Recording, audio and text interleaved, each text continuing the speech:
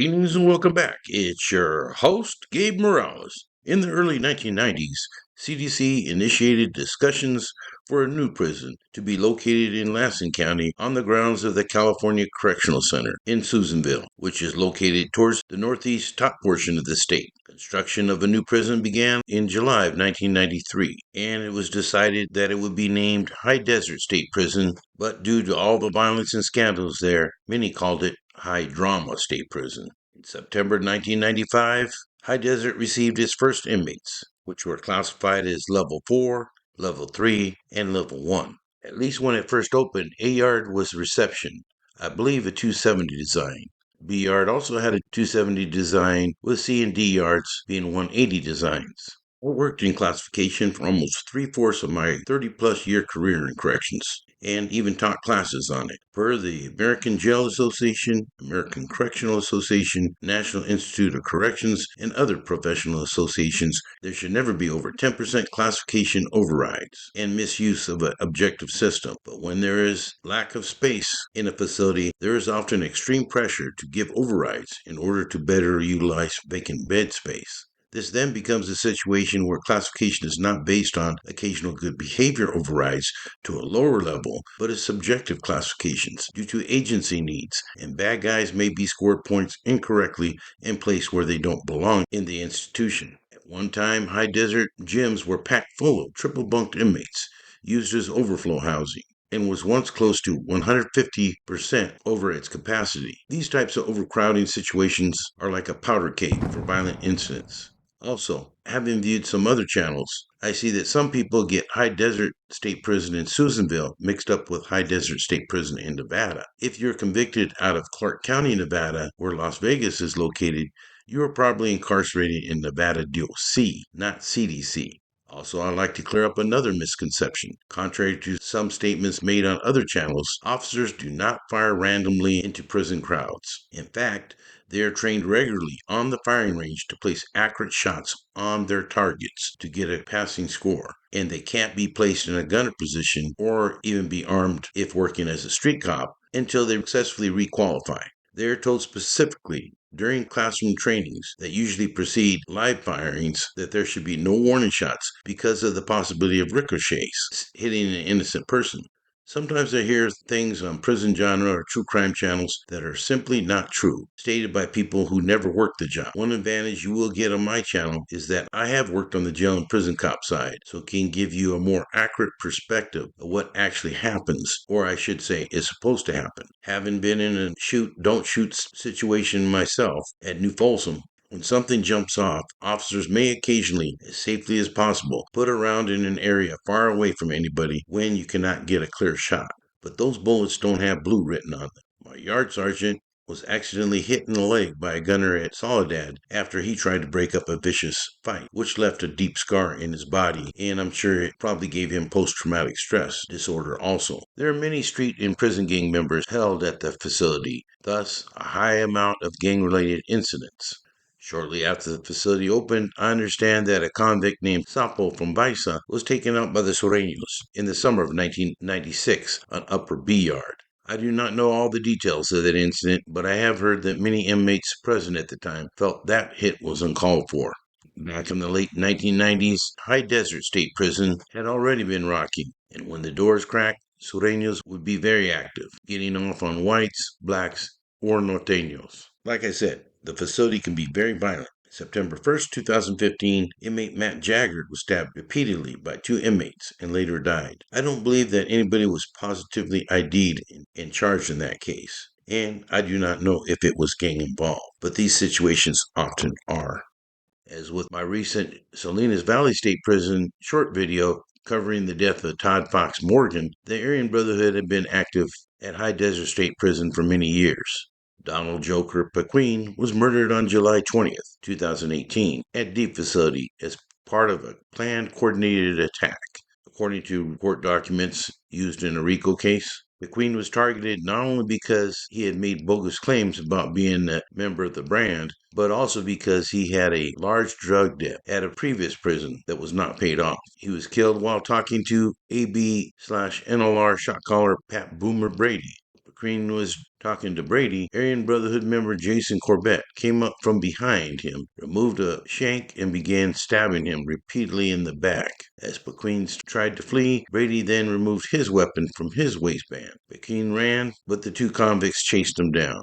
They then stabbed him more in the upper back, and Pequeen fell to the ground. Prison guards ordered all inmates to get down, but Corbett and Brady continued their attack, as Pequeen lay bleeding heavily from his neck and torso. But his attackers held him down and continued stabbing him. As officers grew closer, Corbett and Brady stood up, walked away, and dropped their weapons. Investigators noted that one of the murder weapons had an SS lightning bolt etched into its side, which is commonly used by white supremacists. And everybody knew that this hit was carried out by the Aryan Brotherhood. The Queen was declared dead about 37 minutes after the attack began. Corbett and Brady were charged in that case, which was part of a larger RICO indictment. In May of 2018, wanting to consolidate their inmate-to-cell ratio, CDC officials at High Desert State Prison decided to place inmate Rodney DeLong in a cell with Robert John Stockton, an Aryan Brotherhood associate who had stabbed another prisoner to death just 2 years earlier. Half an hour later, DeLong was dead, lying in a pool of his own blood on his cell floor. Stockton, according to court documents, dropped the murder weapon, which had been crafted from part of the cell door, and surrendered to authorities. At the time he was killed, DeLong had 7 months left on his sentence on a burglary charge.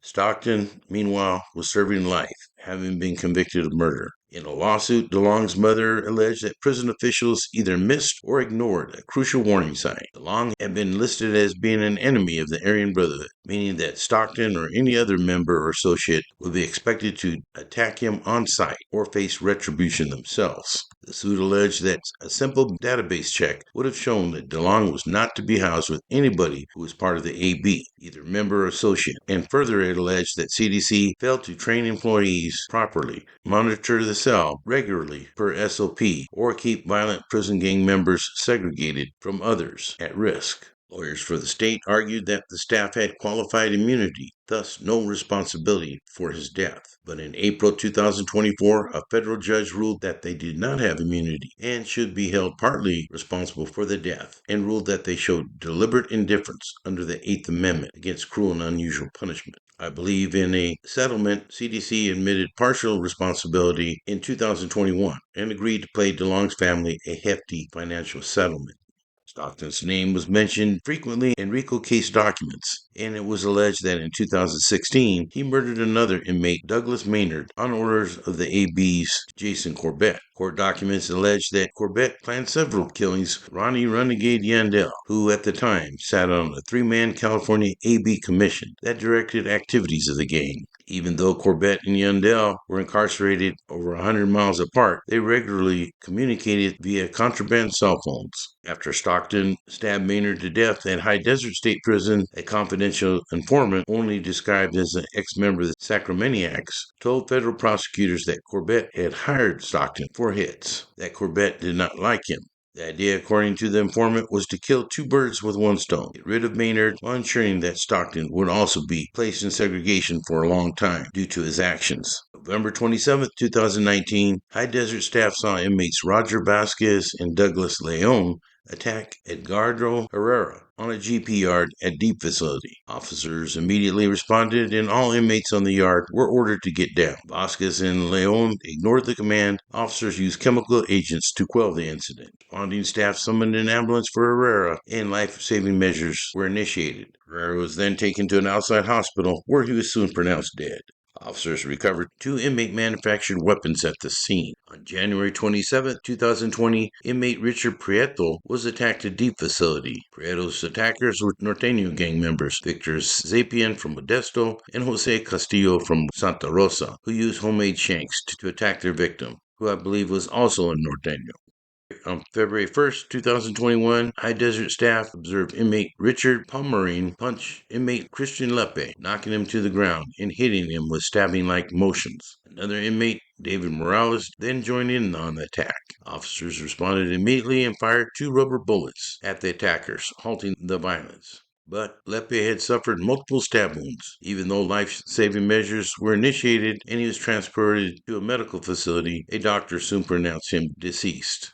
All involved in this incident were said to have been Norteños. March 25, 2021, inmate William Dye, who was serving 49 years to life for murder, was viciously attacked by two inmates, Jason Peters and Stefan Tonkinson, who used inmate-manufactured weapons to stab him to death. This was believed to be a beef between rival skinhead groups. In July of 2022, officers at High Desert responded when inmates Joseph Gama and Alvaro Saldana attacked Albert Smiley Martinez. Martinez was taken to the prison's triage and treatment area, but was soon pronounced deceased. Martinez was sentenced in December 1994 from Sacramento County to serve an 18-year plus sentence for 4 counts of second-degree robbery, 1 count of vehicle theft, and assault charges used with the commission of a firearm.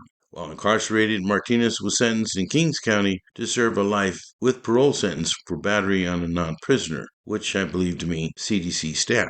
I believe that offense gained him his 3rd strike. Martinez was again sentenced in February of 2018 in Sacramento County, which I believe was at New Folsom Prison, for possession of a controlled substance in prison. He was housed at Corcoran Shoe for many years, where he was considered to be an overall authority for the Nuestra Familia, but somehow got into trouble with the O, so was targeted for attack in the High Desert sanctioned hit. Prior to being housed there, he was moved to Salinas Valley State Prison after the shoe cookouts in 2016, then moved to New Folsom before his death at High Desert. In November of 2022, Norteño soldado Frank Nanez and Nuestra Familia shot caller Raul Mondo Quen attacked Anthony Aguilera with inmate-manufactured weapons. Staff quickly responded, issuing verbal orders to stop and get down, but these orders were ignored. A warning shot from a Mini-14 rifle was fired, but that too had no effect. Staff then fired additional rounds when the attack continued. Both Nanez and Quen sustained gunshot wounds and subsequently died. Quen was from Delano and admitted to CDC from Tulare County in January 1994, being sentenced to life without the possibility of parole, also known as LWOP, for a first-degree murder charge with enhancement for use of a deadly weapon. I understand after he first hit CDC, he landed in the Bay and was cellies with Art Smiley Ramirez in C4, and that he hit Smiley in 1998 as a former Nuestra Familia leader was in trouble with the O regarding his war with Pablo Pantera Pina. Mondo was then transferred to High Desert, then Corcoran Shoe, where he was a regimental commander from at least 2012 to 2015. He was then transferred to High Desert in 2016 after the Shoe kickouts, where he remained a shot caller until his death. Nanez was admitted from Tulare County in February 2012 to serve 7 years to life without the possibility of parole for first-degree murder and attempted first-degree murder, with multiple counts for the discharge of a firearm. I believe Anthony Grumpy Aguilera was from Gilroy. I believe he did time at Pelican Bay Shoe in 2012, but I do not know why he was targeted. August 26, 2023, inmates Jesse Diaz and Jose Nava attacked inmate Alexander Jasso. An inmate-manufactured weapon was recovered at the scene. The victim sustained multiple stab wounds, was taken to an outside medical facility while life-saving measures were performed, but he was soon pronounced deceased. I would guess that all involved in this case were Norteños. In January 2024, High Desert Prison stated that a corrections officer had killed an inmate who was accused of repeatedly stabbing another offender. Prison guards saw Alvaro a Sureño, stabbing another inmate, and when he refused to stop and didn't comply with staff directives, a warning shot was first fired from a Mini-14, but CDC officials stated that Amaral continued his attack, prompting an officer to fire multiple further rounds from the Mini-14, which struck Amaral. I am unclear why Amaral began attacking his victim, but he was taken to an outside medical facility and soon pronounced deceased. The victim was taken to a hospital where he was listed in fair condition. On May 3, 2024, inmates John Patch and Zachary Harris attacked inmate Scott Cook with inmate-manufactured weapons. Staff immediately responded and discovered that Cook sustained multiple stab wounds. Life-saving measures were performed and he was transported to triage, but was soon pronounced deceased by medical staff. In August of 2024, High Desert staff responded when inmates Luis Alvarez and Vincent Martinez were attacking Anthony Alvarez in a day room. Anthony Alvarez was given medical treatment but soon pronounced deceased. Officers recovered 2 inmate-manufactured weapons near the scene. I would take it that all three of these individuals were Norteños. November 2024, High Desert staff observed inmate Person Baron attacking inmate Juan Linares. Baron used an improvised weapon in the attack to stab Linares multiple times. Linares was transported for medical treatment. However, his condition worsened, and he was later pronounced deceased by a physician at an outside hospital. And about 5 months ago, on June 10th, 2025, inmate Brian Cook attacked another inmate, Joseph Regan, in the day room. Staff quickly quelled the incident and initiated life-saving measures, which is almost always put in reports for liability purposes. As I mentioned in my last video, NF member Gordon Chino Douglas de Oakland was housed at High Desert State Prison in 2020, right before he took over as regimental commander at Pleasant Valley State Prison when he became involved in the Matt Rochakar War. After that incident, he was sent back to High Desert, where he remains today. There have been some Mexican Mafia housed at High Desert also. Victor Teco Atacuna from Basa Grande has been there since the shoe kickouts of 2016 and had at least 1 yard at High Desert. I understand that he had some issues with Raul Sherm Leon, who had some camaradas working for him, but Sherm got sent to the feds and is presently at the ADX, so I believe lost some of his control. Richard Psycho Aguirre from the Avenues, Pee Wee Aguirre's cousin, was housed in High Desert after the shoe kickouts in 2016 and was placed there until at least 2021 on C Yard. Understand that he was once celled with a hardcore Sureño called Osito from 18th Street, who smuggled in a lot of dope. I believe via his family in the visiting room. I believe that Osito, as a camarada, was putting hits on people before Psycho even gained control of that yard. Eventually, Psycho put out a hit on Osito and even made him deliver the huila with a directive not to open it that ordered his own demise. Osito was in fact seriously hit, but survived the attack and placed in protective custody. Richard Aguirre is presently housed at Old Folsom. Co-signer of the End of Hostilities Agreement and one of the most powerful hermanos in the system, in my opinion, Arturo Tablas Castellanos from Florencia, hit High Desert after his shoe kickout, I believe around 2016, and was still there until at least 2001, but is presently housed at Solano. Fellow mesero Jorge Güero Caballo Gonzalez from 18th Street was also housed at High Desert after his shoe kickout around the same time, and still remains there to this very day. I know there have been some incidents involving black gangs and others, like Samoans, but I do not have a lot of details on that or time to include them here. Late 2015, the California Office of the Inspector General, also known as OIG, completed a 6-month investigation into conditions at the prison after they received multiple complaints about officer misconduct and prisoner abuse. In their reports, investigators wrote that there has been a perception of insularity and indifference to inmates at High Desert, exacerbated by its remoteness and a labor organization, meaning the union, that opposes oversight to the point of actively discouraging members from coming forward with information that could adversely affect another officer, meaning the code of silence, the do not snitch clause. Now, I'm sure there are some good and professional staff at High Desert, even though they may be under a lot of pressure not to submit complaints. But it is also obvious to me that there are some very poor and unprofessional staff there over the years. Susanville is a fairly isolated small town. Many of the hires, ever since it was built, came from the local community. They grew up together, knew each other well, and had each other's backs. Insidious recruitment efforts and retention are often based on whether you are part of the good old boys club. Outsiders and staff who raise concerns about unprofessional conduct are shunned. It is these types of situations that gave rise to the green wall mentality present at several prisons mentioned in this series. After several investigations by OIG in internal affairs and monitoring, conditions got a little better, but brass from Sacramento also often made changes in policy that made things worse. Often staff would no longer be proactive and often didn't have enough time to be proactive even if they wanted to. When I was working at New Folsom Violence Control Unit under the Toussaint decision, we had to fill out so much paperwork that it took away our time from direct supervision, cell searches, good communications with convicts, etc. So often things go in the other direction, and staff have the attitude, if we can't do it our way, then who cares? Let them all kill each other. I strongly believe these poor attitudes and poor policy decisions are a big reason why violence is so high right now at High Desert State Prison and so many other facilities within CDC.